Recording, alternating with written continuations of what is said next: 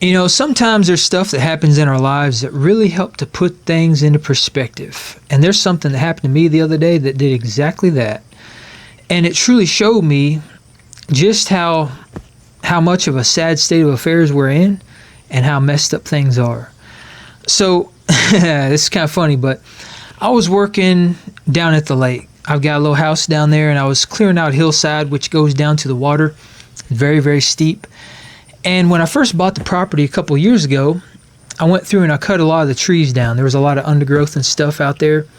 But I left the stumps about 2 to 3 foot high because the hill is so steep. When I'm walking around down there trying to clear the brush and stuff, it really helped to have something like reach up and grab onto. So I left the stumps there for that reason. Well, now that we've had all this rain and stuff's kind of growing out of control, I'm down there trying to clear the brush, and the brush is about, I would say about chest high. You can't really see the terrain of the cliff or the hillside that well. So I went to step, and there ended up being a 4-foot drop on the other side of where I was stepping. And I fell face forward. I had a big machete in one hand. This hand was free, but I landed on one of these stumps. And the stump is probably about 6 inches around. It's about like that. And it hit me right on the hip. I mean, 4 foot. If you can just imagine falling 4 foot off a small ledge and landing on something that big around, straight into your hip. Needless to say, it hurt really, really freaking bad. It's one of those deals where when you hit, you have to kind of like regain your senses and start thinking like, how screwed up am I? Like, am I going to have to go to the hospital, or how serious is this? Well, when I got up and I kind of did a self-assessment to see how screwed up I really was, the first thing I thought about was, how much is this going to cost me? Because I was thinking, do I have a broken bone?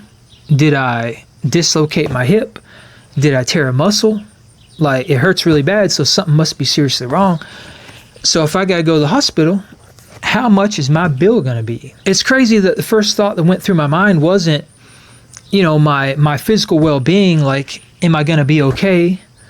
What's my recovery time going to be like? How is this going to put me back in terms of, you know, just living life? It was literally, how much is this going to cost me? After I got past the initial, ouch, this hurts, can I stand up phase, how much is this going to cost me? To me, that really highlights just how screwed up things are right now.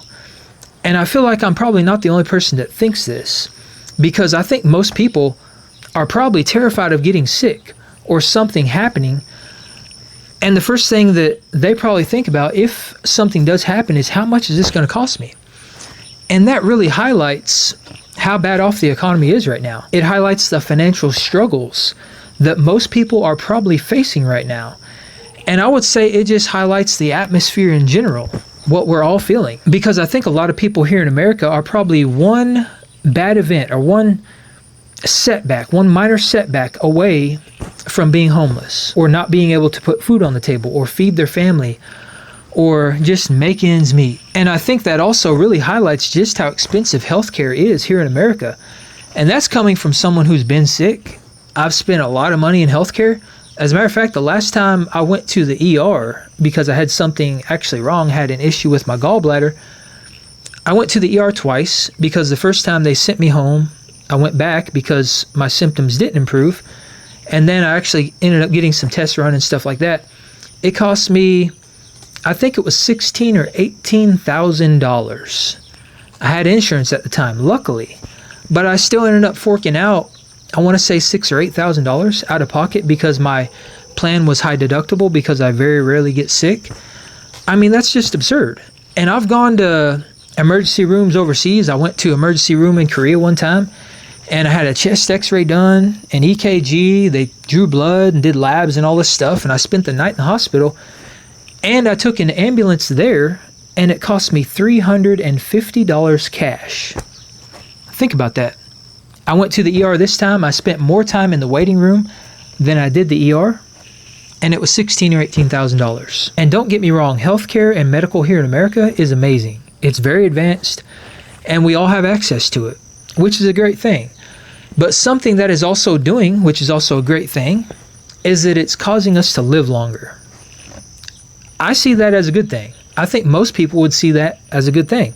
But there are certain billionaires and people that are in charge of private firms that own 99% of the stuff here in America that think that's a bad thing. And they think that because we're living longer, that's leading to the retirement crisis. Because right now, a lot of people are looking at the fact that they may not be able to retire when they get to retirement age. I think a lot of people in my generation and below are probably facing that because they're talking about Social Security possibly going away, but it's not even that. I mean, even if that sticks around, that's not going to be enough. You have to have investments, and you have to have been putting money away basically your entire life in order to retire in today's economy. And if things keep going the way they're going, it's going to be even worse. And obviously the price of everything keeps going up. So that's probably the real reason we're facing a retirement crisis and people aren't going to be able to get out of work. It's not necessarily the fact that we're living longer, but that's what certain people, certain billionaires think. And they're now looking at the fact that we're living longer as something that may not be sustainable. So they're talking about us rethinking, or they're talking about looking at the possibility of raising the age of retirement. Maybe we should get out at 70 or 75 because some people are now living to be 80 or 90. Maybe we should raise the retirement age and completely rethink the retirement structure. Because can you imagine getting out at the age of 65 and having 20 or 30 years of your life left to actually enjoy? Could you imagine that? Wouldn't that be a terrible thing? That's the way these people think, because they're completely disconnected from reality and the reality that we live in because they're billionaires and they don't have to worry about money. So to them, it's not about living your life outside of work and doing things other than working. It's all about money. Should we be encouraging, as you suggest in your letter, people working longer? Should we make it possible, facilitate that? Should we, frankly, increase the age for Social Security? You think about the miracles of technology and how it transforms our lives and extends our life. There is not a dialogue in America or most places about, can we afford that longevity? And our entire retirement system was based on statistics that were created 50 years ago, whereby most Americans retired between 60 and 62 then, but most Americans then passed away at 67. And today, statistically, a couple 60 years old in good health, one of them is going to live over 90. And so the other question is, should we reevaluate how we work and how long we work? And the thought of retiring at 60 with 30 more years or a 30-year life in front of you, we need to have a dialogue. We need to have a conversation. And the reason they think this way is because the firms that they're in charge of stand to benefit exponentially the longer we stay in the system, because that's more money we spend. That's more that we can contribute to the companies that they own. These people believe that working and consuming is what brings people purpose. And don't get me wrong, for some it might, because some people have jobs that they love and they show up to that job bright-eyed and bushy-tailed, ready to take on the day every single day. But for others, that's not necessarily the case. You and I are the same age. Okay, we are working longer. We find purpose in what we do. The founder of Bloomberg, Mike, is still working. I believe for those who can and they find purpose in work, my gosh, work as long as you can. The beauty and the miracles of medicine has allowed us to live 10, 15, 20 years longer than 2 generations ago. And so, but we haven't changed our system of retirement or our system of Social Security. So the most important thing we need to do, David, is have a conversation. And through that conversation, I think most people are going to elect to do things, maybe working longer. And for the people that do believe that there's more to life than just working, and they want to get out and enjoy their life outside of work, what do those people do when they reach the age of retirement and the retirement age has been raised? Let's say it's been raised to 70. What kind of quality of life are you going to have? Because the thing about modern healthcare and modern medical here in America is that, yes, it's great. Yes, it's advanced, but it never addresses the root cause. It never actually cures people. And I think we see that.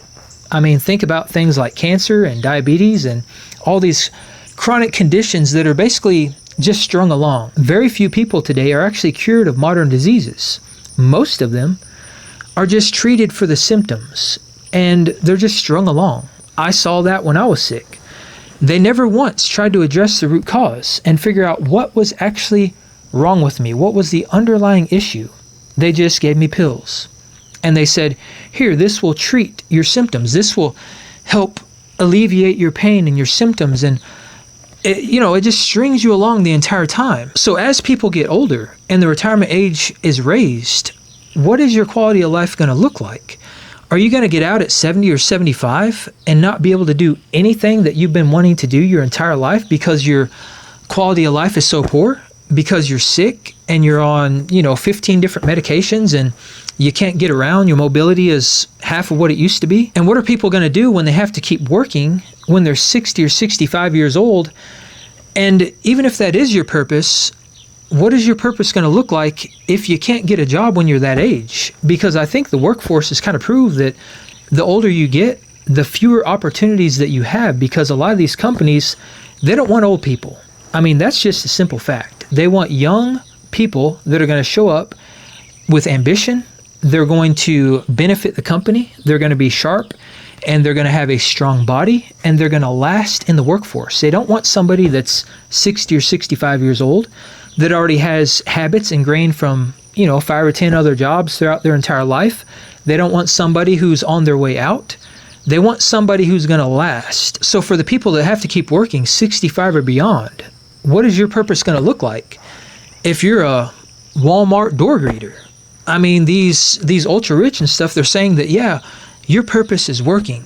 That's what you should be doing, but that's only if you have a job that you love. Are you going to be able to keep a job that you love when you get to that age? Or is your purpose, in fact, going to be greeting people as they walk through the doors of Walmart? Because for some people, that also may be the only thing that they can do if their health is not in a very good position. And considering the way healthcare and stuff is, and the current rates of chronic disease and obesity and all these other things going on here in America, are people even going to be in good enough shape to be able to do anything other than stand at the door at Walmart and greet people? And if they're not, we also have to keep in mind that there's a pretty good chance that all that sick care and treating the symptoms and stringing people along is going to drain our bank accounts. So that probably does equal us staying in the system longer, having to work longer. And the irony of all this is that the people saying that we should be working longer because we're living longer now, they're the ones that stand to benefit the most. Because if we're sick as we reach the retirement age, and if we have to keep forking out money in medical costs, and we have to keep buying and spending and contributing, and we have to keep working, these people own all the companies that seek to profit the most in that scenario, because they basically own and control almost everything in this country, including our government, because these companies have lobbyists that lobby within our government to make sure that they do in fact profit as much as they possibly can in just about every scenario possible. But I think it's high time that we remember that these companies and these private investors and the people involved in all this stuff, they would be nothing without us. The reason they want us to work longer is because we are the most valuable thing in this country. And if it weren't for us working and contributing and being a part of this system, they would have never gotten to where they are today. So we need to remember that fact, and we need to start planning as early as we possibly can to try to beat the system, to get out. And I know for a lot of people that probably doesn't seem like a reality, but I can tell you that it is possible. At least right now, it is possible. How is that going to look 5, 10, 15 years from now? Who knows? But I did it. There are many other people that have done this, so it is in fact possible. And a great way to look at this is just to remember that the best time to start planning for our future and investing and saving and just thinking about this stuff was yesterday. The second best time is right now. So that's really what it all comes down to. Just start thinking about where you want to be when you reach the age of retirement, where you want to be right now, where you want to be 5 or 10 years from now, and start setting goals. A lot of this really just comes down to saving money, living as frugally as possible, and not contributing to the system as much as you possibly can. Most people would be a lot better off if they simply stopped consuming as much, and instead of buying new things, they opted for secondhand goods.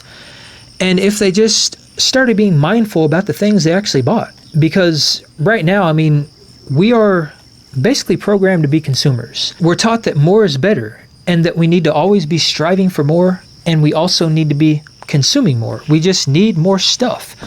But I've learned over the years that it's not about having more, it's actually about having less. Because the less that you need in terms of money, the less that you require overall. And that is a very simple formula that I think would help a lot of people out. And when it comes to investing, one of the best things that we could possibly invest in is ourselves. Feed our minds, feed our bodies, and feed them properly. Because when you do that, you're learning, you're growing, maybe you're building skills, you're building, things that are potentially going to bring you wealth if you study finances and investing and whatever it is that aligns with you. And I think a lot of people just have to forge their own path when it comes to this, because there's no right or wrong answer. But investing in yourself pays dividends, and there's really no ceiling to it, because the more that you invest in yourself, the more potential gain that you have on the back end. And that is also true in terms of health and wellness, because the healthier that you are, especially earlier in life, the better off you're probably going to be later in life, because you develop healthy habits. You carry those with you throughout your entire life. And there's a pretty good chance that if you take care of yourself early, it's going to pay off in the long run. And as people start adopting these principles and realizing that less is more, and you only need as much as you need, that is less that we're feeding the beast.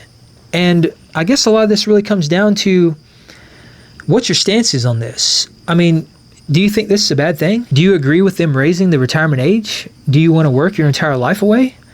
If you don't, I think it's going to pay to not feed the beast, because the more money we contribute to the system, the more powerful these people get. So the more that we can pull back out of that, and the more that we can kind of withdraw from that aspect of society and the economy, the weaker they're going to get. And I know it probably seems like, one or two people is probably not going to make a difference. And I would say that's true. But when you have millions of people adopting this mindset and realizing that less is more, and I would say kind of taking part in the Buy Nothing Rebellion, that could have a huge impact. And I think that once they start seeing the shift that people are having, and they start realizing that their way of life could potentially be compromised, maybe that will prompt them to start reading the room and see the truth of the situation, which is greed got us here. They are the reason we are in this position. It is not because we're living longer. It is not because we want to work our lives away. It is because they have created an environment around us that makes it very hard for people to get by, and makes it even harder for people to get out, retire, and enjoy their lives.